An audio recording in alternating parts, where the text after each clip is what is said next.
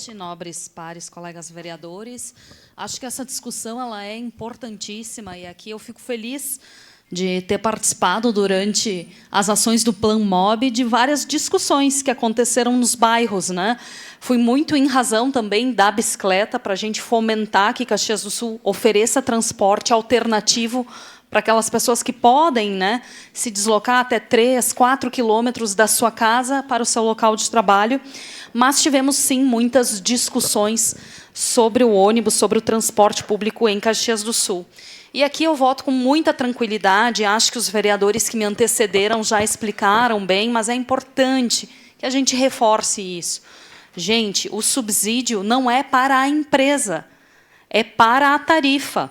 Na realidade, a Visad precisa receber, todo ano existe isso no contrato e no reajuste. Agora, o que a gente precisa, de fato, cobrar é que ela execute um serviço adequado e bom para o usuário. É isso que a gente precisa estar cobrando efetivamente. Por quê? Porque se nós tínhamos, em 2018, em torno de 145, 160 mil pessoas que utilizavam o transporte público, e hoje nós temos entre 95 e 110 mil, é uma preocupação importante.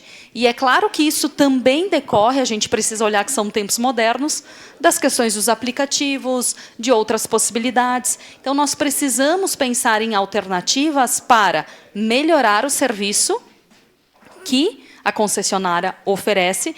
E aqui eu preciso até dizer, bom, olha, as paradas de ônibus a gente precisa melhorar. Em dias de chuva, as pessoas ficam ali sujeitas a vento, chuva, frio. Agora, penalizar os trabalhadores, olha, é muito ruim. É muito difícil a gente pensar que tem pessoas querendo penalizar o bolso daqueles que mais precisam. Eu estou diretamente nos bairros, né, e converso com muitas pessoas que ganham 2, às vezes 3 salários, até 1,5 salário, e isso vai ficar, é uma conta que vai pesar muito no bolso dessas famílias. Se a gente simplesmente não aprovar, a tarifa vai a R$ 6,70, R$ 6,90, e quem usa o ônibus vai ter que pagar isso integralmente. Então, é muito difícil pensar que tenham pessoas que não estejam olhando para esse trabalhador. E eu acho que, sim, a gente precisa pensar em formas de baratear o transporte público, precisa pensar em formas de melhorar o serviço, porque se a gente tiver mais pessoas utilizando o transporte público, nós vamos ter uma redução na questão do tempo de trânsito que se leva, que hoje é uma queixa constante. Ah, fiquei 30, 40 minutos no trânsito, né? Não consigo achar uma vaga para estacionar. A questão da emissão, né, da redução dos poluentes para a natureza. Então, são vários os benefícios. E aqui a gente teve a oportunidade, né, o vereador Felipe, Zanquim e tantos outros que viajaram para outros países, de ver que o transporte público funciona muito bem. E é engraçado porque, em outros países, usar transporte público é inteligente. É uma coisa bem vista. E aqui, culturalmente, a gente tem essa ideia de que usar transporte público é ruim. Essa mentalidade a gente também precisa mudar. Eu já ouvi de pessoas, né, uma vez me disseram, ai, coitadinha, tu vai trabalhar de bicicleta porque tu não tem carro.